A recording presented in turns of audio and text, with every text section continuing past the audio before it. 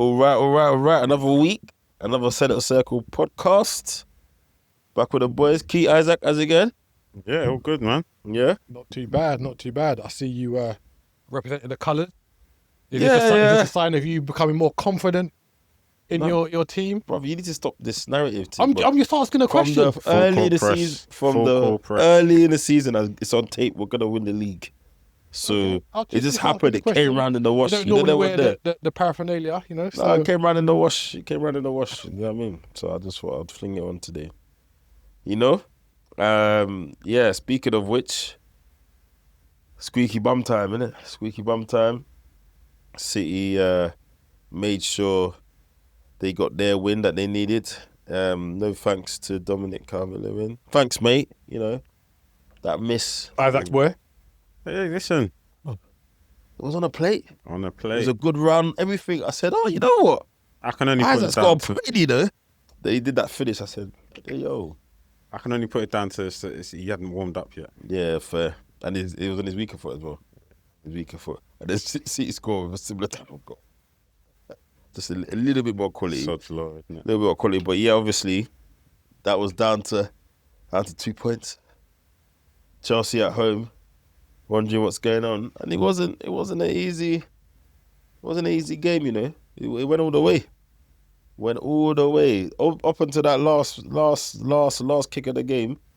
If João Pedro had any sense, that would have been a devastating draw for Arsenal. Do you know what? Yeah, do you know what I really liked about this game?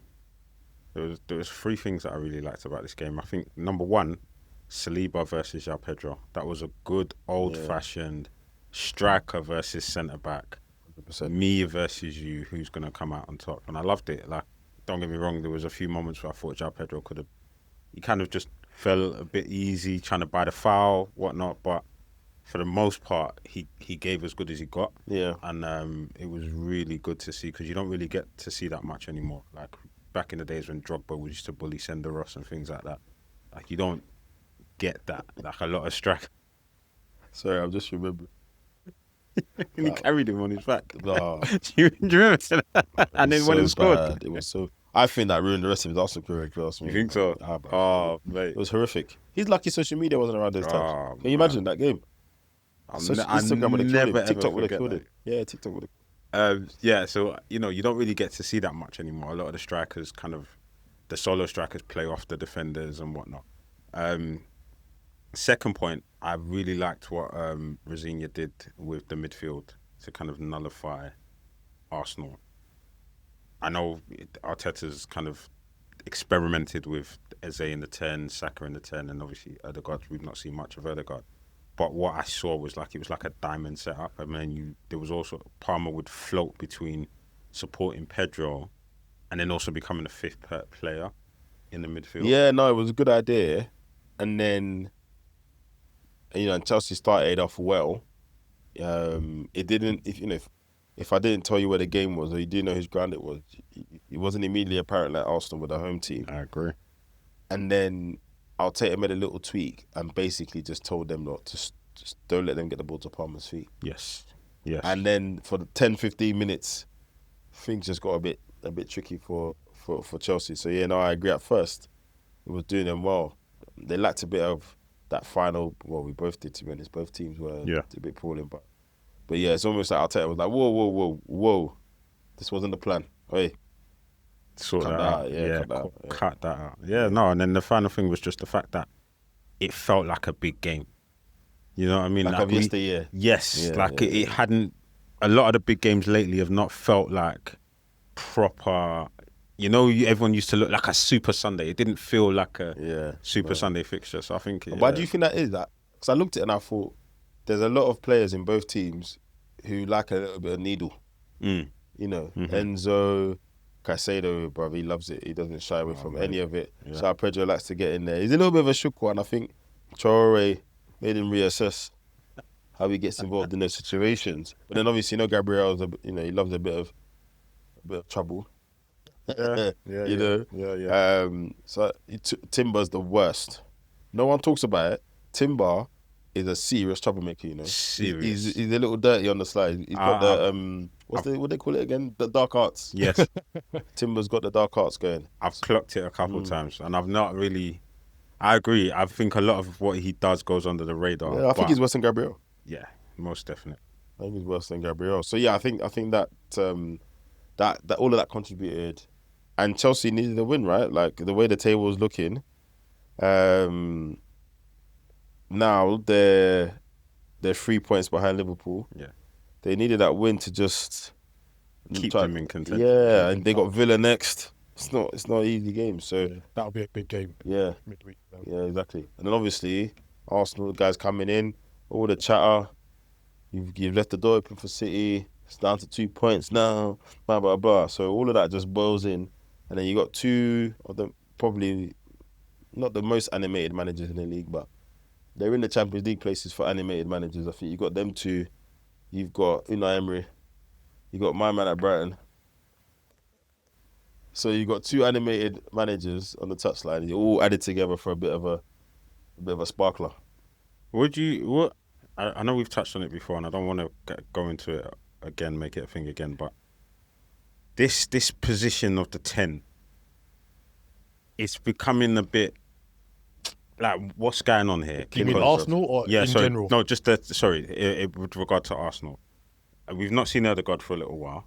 And even then, he doesn't necessarily really play your classic 10.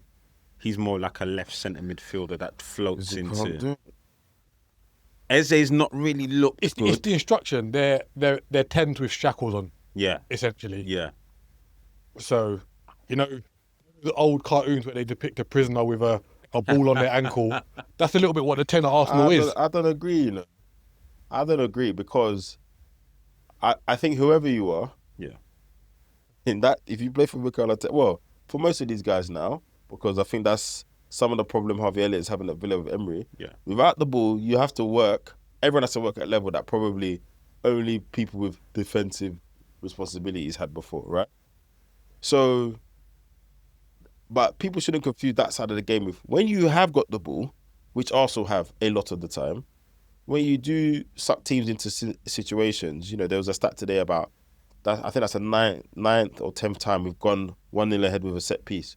So you do get in a lot of positions where teams talk about this low block all the time, but then there's a level of desperation in teams to try and pin you back or take advantage. So when you're in those situations, bruv, there's no shackle on you. When you got the ball, use the ball effectively, make the right decisions, be creative, do the right thing. And I think that's where someone like Cole Palmer has got so much love over his time. And he's done some amazing things.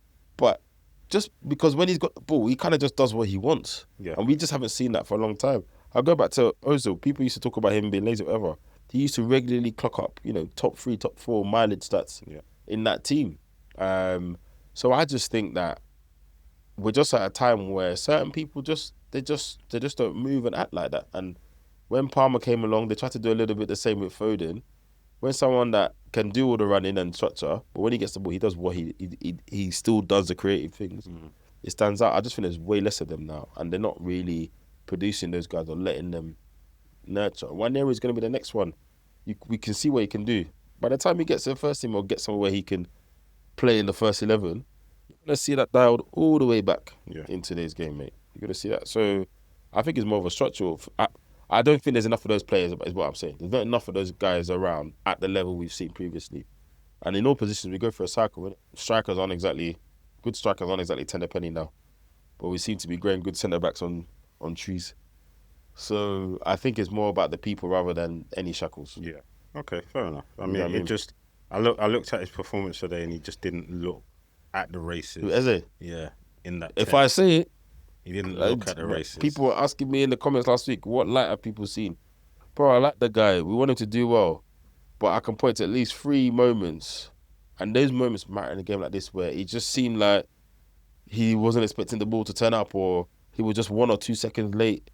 When we were watching it, someone said it. He's always, he never seems ready for the ball, which sounds like an exaggeration, but... He's reactive more than active. Yeah, exactly. Yeah, exactly. So I think he's playing better. And Martin, Arteta showing faith in him by starting him over Odegaard. I'm not sure how fit Odegaard is or whether Arteta's just being ruthless and saying, well, yeah, you were the guy for a long time, but here's a guy who's stepped in, took his time, scored 2 goals in a North London derby, blah, blah, blah. You got to wait. Yeah. You got to wait. Is there a trophy for collecting red cards that we don't know about? Listen. Because What's the Chelsea fine? Does anyone know what the fine is? Chelsea are by far and away. There is, isn't there? There I swear must be there's some sort of fine for like the worst. Yeah, like ill discipline. Yeah. I think there's a club fine. Once you get to a certain amount of red cards, I'll check. I'm sure there's a club fine. Because is this not like a... Did they not get a red card in their last game as well? Yeah, Yeah, they've been collecting them. There was a period where they would get... I think it was like, what, 5 or 6 games in a row? I think they've had 9 in the Premier League this season, including the Yeah, manager, yeah, when yeah. Maresca got sent off. Yeah. So, yeah, it's something they got to work on because they've got a tough run in. I was saying confidently Villa would fall out of the top 5. Looks like top 5 will be enough for Champions League. But we were just talking to someone when we were watching the game, and that Chelsea have got to play Liverpool, Manchester City, Man United, Newcastle, and Aston Villa in their last 10 games. So It's not good. So Chelsea have got Aston Villa away next. Then they have Newcastle at home. Then they got Everton away. That's what I'm saying. And then they have Manchester City at home. yeah. So that's just the next 3 or 4 games. It's crazy. And you need your best players for that. Neto's been one of their better players this season. Yeah. So him getting a red card is not going to help. I didn't understand the necessity to dive in. But we said the same thing. It's He's 2-1. on the line. He's not a defender though, innit? So it's panic stationed. You know what? What do I do? You know when you're near the manager. You can't get beat like that, bro. No, he was on the other side. Was it the manager's side? It was the other side. I was gonna say. I think it was just that age old. You're not gonna. I'm not gonna get beat. I'm not gonna be the reason. I'd rather take the yellow. But I agree. It's 2-1. It's not 3-1, 4-1. In my mind, you're not faster than me. So, and you're on the line, and you've got to beat me to go. Yeah, you towards got to the go goal. across, right? So, But some attackers just don't know how to defend, innit? And I think that's what that was this the dumbest challenge I've ever seen. I couldn't believe it. And then the ref doesn't play advantage. Because you could give him the yellow twice after that. before as well. He did, yeah. You can come back and give him the yellow. I don't know. If he's thinking it's it. No, because it was his first yellow. So he wasn't. No, that was his second. Oh, the first one. The first one was for dissent. So maybe he's thinking, well, I can't let the game play on for too long and then come back and send him off. I think if that was his first yellow, I'll give the referee some grace. If that was his first yellow, let it play. The phase can But end. you can't give advantage if the person who you deemed was fouled continued with the ball. So if it went to someone else and he played advantage, it's fine. But because he fouled Martinelli and Martinelli got up and carried on with the ball, you can't call it back for a he foul. was about to pass. But so either let them play or there's no. Yellow similar card. with the Man City Liverpool incident a couple of weeks ago. Okay. Yeah. But yeah, just to wrap this up, I just want to say you talk about centre back striker battles. Gyökeres and Chalobah running in slow motion when they were chasing balls in the channel. I've never seen anything like it in my The life. snow racing against the tortoise. I was like, the first time it happened, I'd like, well, Gyökeres isn't fast, so Chalobah should get the ball. And it's like they both just run a marathon and they were in the last 100 meters. You see when Gyökeres put the ball down and he was trying to do a little jinky. Robocop, bro. Oh, It was mate. crazy. I couldn't believe it. That was a pen, though. Which one? The challenge, the second challenge. What, of Chalobah? Yeah. On second look, Gyökeres got the ball first. I don't think we've seen it again. Ooh. I'm not seeing that again. Gyökeres got the ball But if first. you're giving that penalty, then Rice might... I'll tell you what, was Rice a penalty could- though? Rice? Yeah? Yes. That, yeah. Yeah. Little chicken wing. Yeah. And also, there's been a lot of talk about corners. Yeah. There were twice when Arsenal were defending corners and Rice wasn't even looking at the ball and he just had the man gripped The up. penalty taker Saliba. was seeing the back of his shirt, bruv. I couldn't believe it. Saliba on João Pedro. When So the first corner, it was Declan Rice and João Pedro. Yeah. He literally was just doing this. Yeah. Wasn't watching the corner at all. Yeah. And then he did it to someone else on the second corner. And that just looked, you know what that looked like? Analyst versus analyst. So the Chelsea analysts have said, this is what we're going to do for a corner. The Arsenal analysts have said, this is how they set up and how they're going to set up against us. Declan, in that situation, don't worry about the ball. Just do. It just seemed like a very NFL-ish Just focus play on the by game play. plan. Yeah. That's it. Defensive team. It was just crazy. Yeah, It there was was just a lot of things that were let go. Yeah. In It was a the poor second refereeing performance in my mind. Poor refereeing performance. But yeah, they got it done. Back to 5 points. I need to understand when Manchester City's game in hand is and who it's against, because it's not points on the board, but somebody's got to do something. So we got to see. Oh, okay, it's against Palace. Oh, I'm all right. home. I know Palace can be a bogey team for them here and there, but Palace at home, man. No disrespect, Palace, but I'm not expecting anything. I'm not expecting anything from you guys. But anyway, moving on. That Champions League draw caused some debate this week. I had some spirited conversations about the Champions League draw, the easy side and the hard side. But my thing is, and for those of you that haven't seen the draw, let me get it up. Essentially, the only other side of notes that people are saying on Arsenal side of the draw is Barcelona. Being that they're the only side that have won it. On your side. Yeah, because you've got the other teams on that side of Bodo Glimt, Sporting Lisbon, Bayer Leverkusen.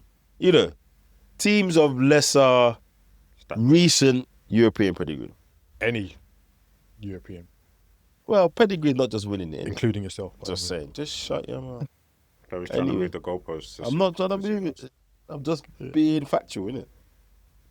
Then on the other side, you've got PSG, Manchester City, Bayern Munich, Liverpool, Chelsea. Atalanta, Chelsea, Real Madrid. I mean, it doesn't look good when you look at brand names. What I will say, though, is not everyone's in their best moment. No, not at all. And I think, like Champions Leagues of yesteryear, you see that left side? It's curtains, because I just feel like the big teams, there was a bit more of a gap between them and everyone else. The big teams did big teams thing every year. Now, Real ain't playing amazing. PSG needed 2 red cards and, and kind of won by the skin of teeth against Monaco. So they have the history of getting it done. Obviously, PSG won it last season, etc. But it's just not as straightforward, I think, as people are making it. We're going to see a couple of interesting things happen. So, I mean, I hear that. But the magical thing about the Champions League knockout phase is the teams that do get through to the final advance, they're the ones that everyone kind of writes them off and they raise their level. Real Madrid are always one of those teams. Yeah. There or thereabouts, they know how to... Yeah, and with their individuals, you only need, if Mbappe turns up for one game, go through kind of vibe. Yeah. PSG, I mean, just look at this weekend. Liga gave them the weekend off. Yeah. So they can rest their players. And if you actually look at their schedule over the past 18 months, they've not had a break. Literally, Club World Cup. They've not had a break. So, if the league is going to do things like this, then you can only look at it and go, all right, cool. Once all their players come back. Premier League ain't doing that. We've talked about it many times. Premier League is not doing that. There you go. I think Bayern Munich are they're the killers on that side of current form. I think no one's really talking about it. Their defense is a little bit. Do you think it's a little bit of a hindrance that their league is not competitive this season? So previously, when Bayern Munich have done well in the Champions League, they've had Dortmund doing well, where earlier this season you played Bayern Munich, you were both hadn't lost, etc., and you kind of walked them over in your game. So do you think that might hinder them a little bit? No, it's a good point. To contradict my earlier point about history, it's never hindered them before. So, I'm not sure. I just think the way they're attacking at the moment, the way they're playing, Harry Kane is doing Harry Kane things. Elise, I think in terms of living up to the name, they're the ones right now that seem to be in good form. Chelsea, you don't know what Chelsea's going to turn up. And right now, you don't know what PSG is going to turn up, to be fair. So yeah, Real Madrid City, that's the one. I mean, come on. At some point, we've got to call corruption. Where? They keep 5 years in a row. Every year. Well, that's the Even probabilities, the point where man. Courtois calling it out. And That's then the bang. probabilities. They That's the know. probabilities. Who did you lot used to play all the time in Champions League? Atletico Madrid. Yeah, there was a point where it was just like, well, hold on, what's going? Do you just want to make it Do you remember it was Chelsea? Yeah. Liverpool, Chelsea. So there was a point where it felt like we used to get Barcelona all the time. Yeah. And Yeah. Bayern. Yeah. Yeah. So I think it's a couple of things. One, there's a small pool of people that are in it all the time at a certain stage of the thing. Yeah. Okay. Granted. So if we look at that over the last 5 or 6 years, they're probably in this stage or in the knockout stage of competition more than anybody else. I want to say off the top of my head, maybe them two, then Bayern Munich, maybe consistently over the last 5 or 6 years. Oh yeah. So that increased the probability of them meeting each other, I reckon, in the draws and that. But yeah, I mean, I ain't mad at it. One of them goes out early, and it cool. Years in a row. That's mad. It's insane. That is mad. So That's Arsenal. that's the fixture where Sterling missed that chance, innit, to beat in the Champions League. So Arsenal semi-final guaranteed.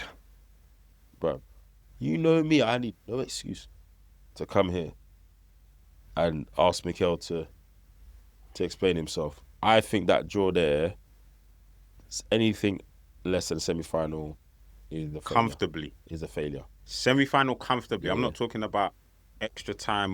No, Yeah. you lot. It can't be like PSG Monaco in the previous. Nah. Yeah, it can't be. No It extra can't time things. Yeah. No, Yeah, there shouldn't probably. be an extra time.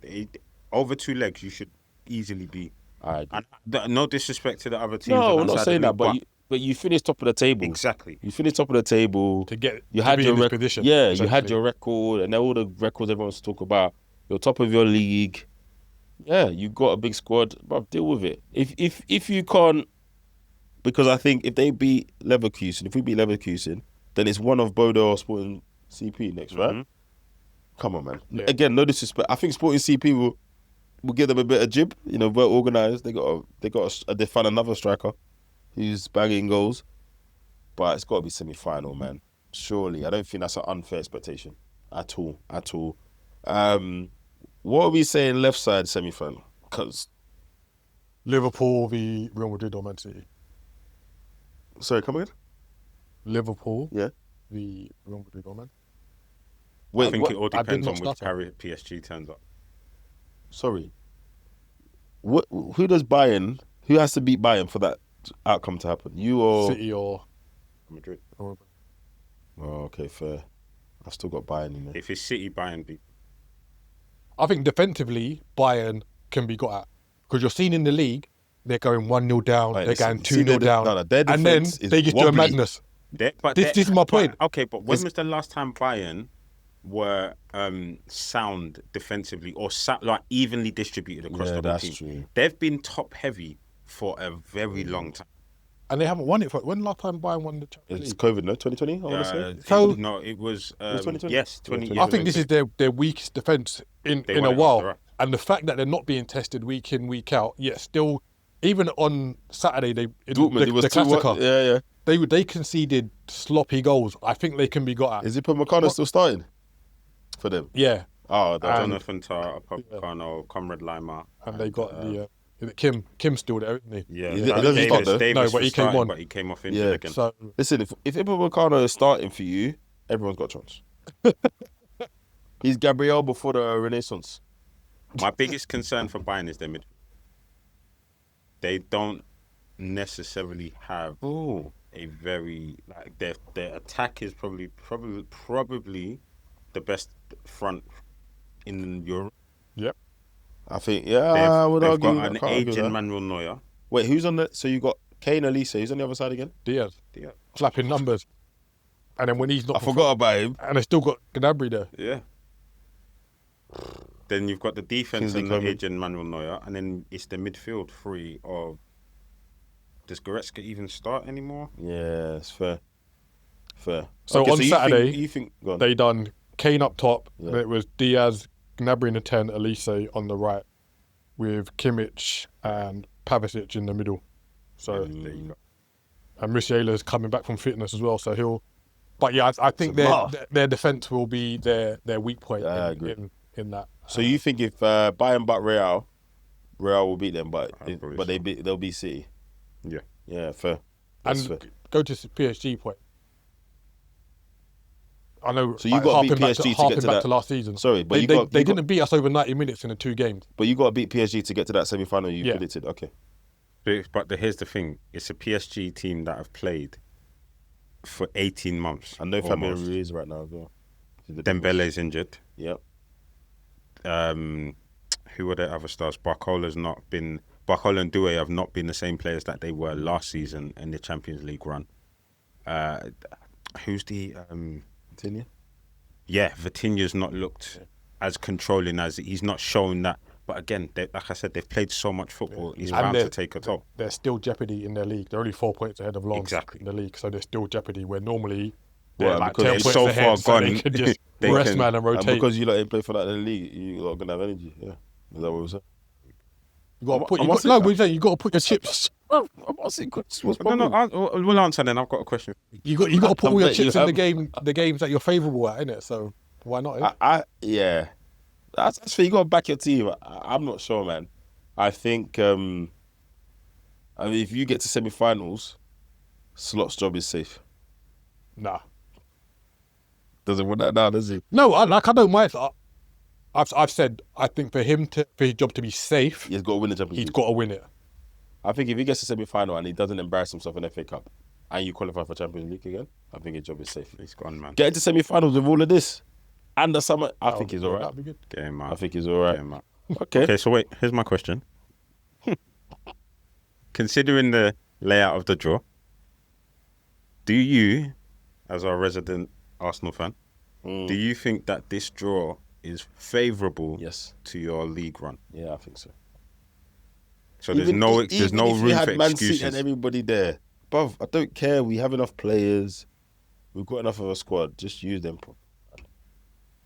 Because, bruv, if you want to win the Champions League, you've got to buck up on the bully, on the big guys at some point. And we've just got a favourable draw. If you beat Barcelona to get to the final, which obviously people have showed is not, it's not undoable, they deserve to be there. But I'm not hearing it. We've got all the tools, bro. We've got all the tools. And I think when you look at the fixtures as well, I think the last three out of the last four fixtures for Arsenal are like, I want to say Forest, West Ham, and someone else. Yeah. So Burnley, I think.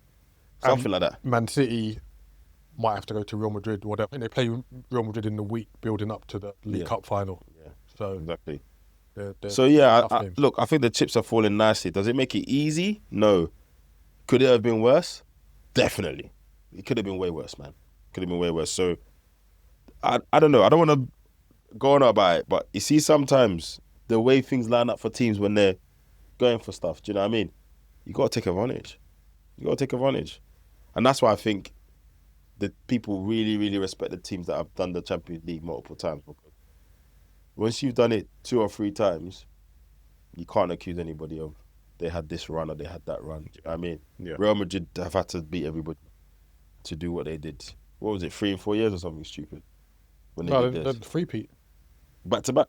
Yeah. I don't Yeah, know. they've done. Oh, I thought it was 3 and 4 years. Yeah, Yeah, see, three-peat. stuff like that. So you got to play everybody. You got to do what you're doing. So yeah, basically no excuses. No, I hear that. Yeah, obviously, everyone gets injured, even injuries. I don't want to hear it. Start Norgard, innit? Is what it is. What do you think of this Premflix? As long as it's cheaper than Sky. It's the shake-up been needed. You think so? Yeah, Yeah, 100%. Yeah. The pricing of the subscriptions, Sky, TNT, Yeah. Prime, Yeah. because they've had games. Even now as a like an add-on. Yeah. So Well, because we're basically saying now, if you want the ability to watch every live Premiership game, available to you in the UK. you've got to subscribe to 3 different services. Yeah. You're easily looking, on average, depending on what else you get, but you're looking 70, 80, 85 pound a month. Yeah. And that's mad. That's just mad. And then it's across 3 providers. So if they fix that, I think it'll be great. But it has to mean that it's more affordable and we're brought more in line with the rest of the world. This thing now, where we, in the UK pay X amount, and obviously in the connected world we live in now, people are seeing that everyone else can watch more games, so they can watch all the 3 o'clock games, and they're paying a fraction of what people in the UK play. They got to sort that out. Yeah. So just to give you a rundown of what is meant when I say Premflix, the Premier League is launching its own direct-to-consumer streaming platform called Premier League Plus, and they're going to be testing it out in Singapore. Now, the reason why they've chosen to go to Singapore as its initial market is for the fact that the league is partnering with StarHub, who is a local rights holder under a 6-year agreement to operate via their platform. So the aim is to test pricing, consumer acquisition, platform delivery, retention, or content engagement before they then roll it out to a global audience. The interesting thing about this is, so do you know how the Premier League works outside of the UK now? In terms of like their marketing, How they broadcast it. So broadcasting. obviously we've got Sky and TNT. Everyone's got their fancy studios and all their presenters.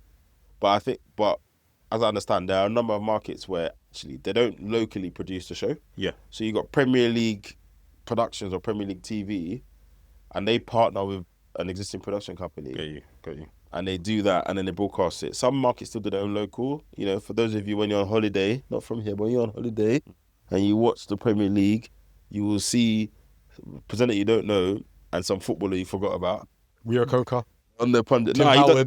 does CBS in America. Yeah, Don't- that's it. No, I'm don't just do saying this. that. No, don't But try they're that. the ones. The way he's ready with that as well. Exactly. No, but he's one of the most prominent Premier League No, but that's an pundits American in America, market. innit? That's I'm what I'm not. I'm saying. talking even more obscure. I'm talking So, like let's- you have to Google my man. So, for instance, I can't even remember. Like, BN Sports, you get like Jason McAteer.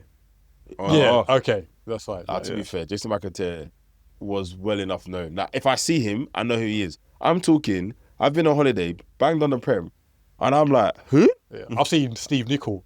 Like, Yeah, the former Liverpool player. yeah. And I know him because like the connection. I'm Yeah. like, right, you've got a gig. That's mad. Literally, when the man's name comes on the TV, I have to Wikipedia him. Yeah. And it's, Coventry City, right back or something. Yeah. So they do that. So I guess the reason why I say all of that is then, do they bring that in-house? Do they just expand that? Mm-hmm. Because then you're taking on the production fully yourself for everywhere. How are they going to do it? So there's lots of things. I think people just see it as, okay, well, they just need to be able to broadcast the games. No, there's lots to kind of go with it.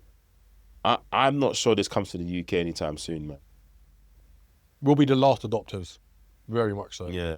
Because the price of the UK TV rights deal is astronomical compared to everywhere else. Yeah. So if they're gonna step away from that, they've got to make sure that they're recouping that fee elsewhere. And I think the bonus of this is right now you're the behest of the TV channels and what games you watch. I was about to say the scheduling stuff. Well, Yeah. I hope they would, but they might be like, listen, it worked for Sky. We're doing the same thing. They might.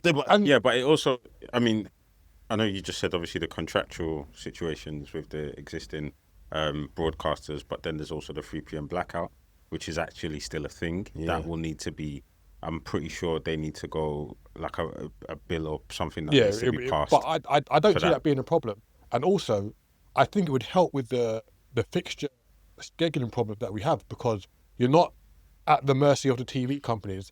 So therefore, you can play more games at the 3 o'clock. So you're helping the teams that are in Europe, the fans that have to travel from Newcastle to Bournemouth On a Monday night. on a Monday night for 8 o'clock because kickoff. they want Gary Neville and Jamie Carragher. Those games don't have to happen. Yeah. I think in my ideal world, you would have 8 3 o'clock kickoffs and a game at 2 o'clock on a Sunday and then a 4 o'clock on a Sunday. So- that would be my ideal world, because that caters for all fans. And I think there's another angle, but go on. You say all, Yeah. that caters for Most. Premier League fans. What about the rest of the English pyramid? What about But I don't. Because remember, they also have It's broadcasting. scaremongering. It's scaremongering. Yeah, but how did- Well, he took But the remember whole, the pre- the whole full league. the whole 3 o'clock. The That's whole about them, 3 look. o'clock. No, I'm joking. The whole 3 o'clock blackout is that's what the TV companies are hankering on. The Yeah, 3 of o'clock. course. They hate it. They hate it. No, they need it because they say, well, if we put all the games at 3 o'clock, no one's going to watch no one's going to attend lower league games, and no one's going to watch lower league games.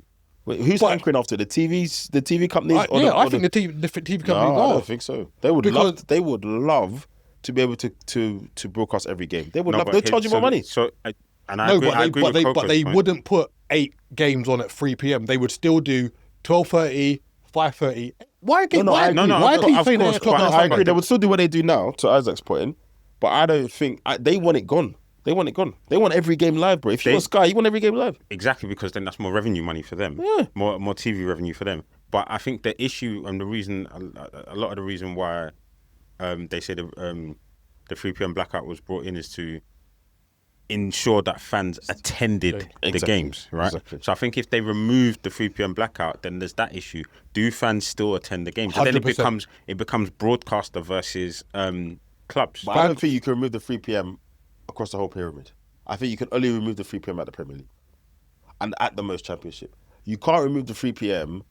in League One, League Two. I don't think you should move at the Championship. They need it. Those clubs need it. Yeah. They need it. But I don't think if you show 8 3 p.m. have the ability to show 8 3 p.m. Premier League games, it affects the pyramid in any way, shape, or form. Because if you're if you're a fan of Birmingham City, why are you going to watch Liverpool v Burnley? You're either going to go to the game if you're accessible, or you're going to watch you're going to watch Birmingham play if you have the ability to. But then a large percentage of the lower league teams, their fans will support bigger teams. Yeah. A lot of their fan base are local fans, right? That go because there's a 3 p.m. blackout. They can't watch their bigger teams on the TV unless it's being broadcast at some point. So a lot of them go and support their local and go to the man's lower watching team. the 12:30 kickoff. I disagree. Leaving the house, get to watch Lincoln or wherever it is. Coming back for the 5:30. This is what I'm saying. It's like me watching Liverpool at 12:30, getting on my bike quickly, going down to Millwall or Charlton to watch them at 3 p.m. and then coming home to watch. Look, I'm exaggerating a little bit. Yeah, because I think the Being Championship facetious. has shown, because the Championship has come on leaps and bounds. Now they got their Friday night games, they got their Monday night games, they got all this stuff. But I do think that I think there's a couple of other angles as well. Number one, I think things will change a lot because the Premier League ultimately is owned by the clubs, right? So I think there's lots of scheduling things now that are driven by the TV programming. That if it was a Premier League streaming service and the Premier League is owned by the clubs would cut a lot of rubbish out. Things like Champions League. I got a Champions League knockout game on Tuesday. Bro, me and Arsenal and Liverpool all play Saturday 12:30. Do you know what I mean? Little things like that. Whereas if I'm Sky, no. I need one of you at Saturday 12:30. I need one of you Saturday evening, and I need one of you Sunday early. Yeah. Do you know what I mean? So I think that's it. But I think the main thing is we just have to look at that. I think they could get to a pricing model between the subscription and advertising that allows them to offer Premier League football. Even if you offer fans the same amount of games now as they get with Sky and TNT, whatever, they should be able to offer it at a price that makes it way more attractive than it is now. Like, I don't know, 25, 30 quid. And that also helps them deal with the whole illegal streaming thing and all of that. It wipes it out completely for me. How does it affect pubs, sports bars? Oh, even better. Yeah, it'd be better because they'll have more games to show. Yeah, but one of the reasons people go to those things is because they're not paying for Sky and TNT because it's too expensive. If it becomes more affordable and I can watch it at home, why am I going to a sports bar? Because now, okay, so here's the thing. Like Keith said, You know what there's I mean? more. I from that angle, I That's the totally point. understand that, and that's a very valid point. I think to Keith's point, which is also, I think they're very, like 1A, 1B points. It's the culture of going to the pub and having a drink with your friends, right? Yeah. There are now more games to show. That if it's at a lower fee, obviously the business rates and whatnot, it's less of a cost, so you're able to put more games on. You're able to advertise, draw more fans pubs complain into about the the pub. cost of having Because Sky to be and fair, stuff. pubs don't need Sky; they just need the sports. Literally, And then, because they've got the whole, you see, can you put it on the Spanish game? And they go through the Sky Digital and they go through all the channels. Yeah. They don't need Dave Yeah. and them need none channels. of that. They just need the sports, innit? So I think it helps them. and exactly. And if they say, and if it's if I only have to pay for that game, they can decide. All right, we're going to show these 4 games this weekend. We'll put on a big campaign around it. We'll draw the punters in. That's it. That's your weekend. I think there's going to be some nuances that these guys are going to have to think about. Like, if I was them, this Premflix thing would show a certain amount of games, and then I would design it in a way that encourages some of these other things, right? So even if you got Premflix, some of the games you can only watch live if you go to a broadcast, like one of our public showing partners. Like, you only get to see if you go to. I think they can just use this to just reorganize the distribution of how this thing works. The current Sky Sports and TNT deal ends in 2029, right? So then I don't think this will see the true benefit of Premflix until 2029 and beyond. No, I agree, and I think they can use this time to learn what they need to learn, set things up, etc., etc. But it's worth a lot of money to Sky. If you look at the TNT business, when BT were selling it, I did read somewhere that it's a loss-making business. So maybe TNT won't cry as much about losing it. I don't know. I don't know if he has, what the value it has to them in other ways. But I don't think that's too far away for Sky to figure it out. There's lots of streaming companies now. There's lots of platforms to then start doing something, even if they come to the market. So they don't necessarily get rid of Sky and TNT straight away. Maybe Amazon don't get that rights package, and there's a year of Premflix and Sky and TNT, and then it slowly over time, it increases. just drops. Maybe they do that. I don't know. But wherever it is, it's simpler to watch ball. Watch it in one place, and it's cheaper. Everyone wins. The clubs will be in control. Discuss. That's a good or bad thing. The advertising money, all of that will go straight to them. It might even become a little bit less. You know how Sky have cultivated the landscape. It's bare Man United ex-players. They've created that, what I call the cabal. The overlap. All of this is all come out of Sky. And they created the top 4, then they created the big 6. Yeah. So they created all of that stuff. Actually, it could be a little bit of a reset in how we talk about and view the game. Or they just employ everyone from Sky, it's the same. But whatever comes in, it won't be perfect. So people it won't be perfect to bear that in mind. But it'll be better than now. It'll be better than now. Changing gears. Is this World Cup going to happen? It's happening. Bro, there's one thing you can't get in the way of, and that's people making money. It's happening. You think it's going to happen? It's happening. It's happening, but all the teams that are qualified might not be there. Well, Iran have already pulled out. Well, it's not official. They said FIFA need to put assurances. You're asking for assurances from the wrong person. But it's all them, 3 of their group games are in America. Yeah, I know. Yeah, but that's FIFA why they can need rearrange that. What assurances? No, but FIFA can rearrange that. You can play your games in Canada. Yeah. That's the easiest thing for FIFA to do. And that's not that hard. No, not at all. Because apparently some teams still haven't sorted out, they're just in the process of sorting out what base they're going to have, all of that. Yeah. And all the teams are qualified. I think there are some easy administrative things to do. But I think all teams are going. But unfortunately, I don't know. I would love, not in a negative way, but I would love for real life issues to actually have some impact on some of this stuff. Yeah. If the World Cup was affected in some way because, things that have happened that shouldn't have happened, or political leaders have overstepped the mark or whatever, then more people would care about it. Yeah. But it's big money. There's lots of sponsors, stuff at stake. These people do not let anything get in the way of their money. People dying is not enough. That's what's happening. It's happening, and all those teams are going to be there. I promise you, they'll find a way. Did you see the video that the Board of Peace released in conjunction with FIFA? Oh, God. I couldn't believe my eyes, or my ears. So they released a promotional video where essentially they are going to rebuild Gaza through building football pitches and resources, football style resources, essentially building like what Morocco did, where they rebuilt their whole infrastructure, football infrastructure. So the Board of Peace and FIFA are going to go into Gaza and so football save Gaza, basically. Yeah, because that's really what they're asking for. Right?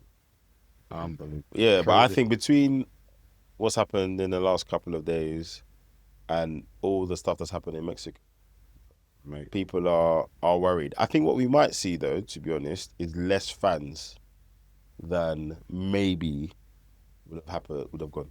So I think that'll be effective. I think there'll be even fewer fans than the Club World Cup champions. Yeah, I think in some places we're going to see less fans than maybe we would have seen. Yeah. To be honest. But the only thing I would say, because it's America, or it's that region, they have a lot of, they have a very diverse population. So actually, there's going to be a lot of people from these countries that already live there and can't wait to go and support their team. They've not had a chance to support their team or whatever. So I think, But to answer your original question, World Cup is 1,000,000% happening, because there's one thing we've learned in this lifetime or at this current moment. Unfortunately, nothing gets in the way of these people and their money. Shame. So yeah. All right. Well, Arsenal march on for now, but City are still in the hills.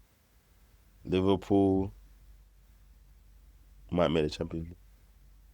I think we will. Yeah, it's looking more confident. Yeah, Aston Villa are a bit shaky. Chelsea have dropped a few points. So, top 5. Actually, sorry, before we go, can I have a moment of comment for the fact that Manchester United are above you in the league? You're defending champions. They started so appallingly, but now they're above you in the league. Well, they're only playing one game a week. They're a bit more refreshed. That's the way it's going. So, you know, Wow. things happen, man. 5 years ago, who would have thought Arsenal would be challenging for a league title? Oh, pew, pew, pew, pew, pew, pew, pew. That was quick. Nah, I keep. You know, we were for 30 years and you talk to me like this. I've still got more. I've still got more Premier League. It's not 2 and 5. I still got more Premier League titles than you, mate. Not 2 and talk 5. to me. Talk to me with respect. Still got more Premier League titles than you, mate. All right. Or is it just one? One more. It might be 2 more soon, did it? One more. Yeah. It might be 2 more in Yeah, if 11 it's not- weeks. And when you said you could do 3 weeks. Oh, don't worry about it. I'll do the whole summer by myself. What? You don't win. If Arsenal don't win this league, I'll post secret episodes. You'll just get a notification. Centre circle. there's- I'm loading the bruv, new one. if Arteta from this position doesn't win this league, you lot can come. You're not gonna get a wedding. All the people that have been talking rubbish, I'm naming them name by name on Insta. Are you mad? Yeah. Let's see. But Mikel, know what you're doing. Anyway, next week, peace. Peace. Hey.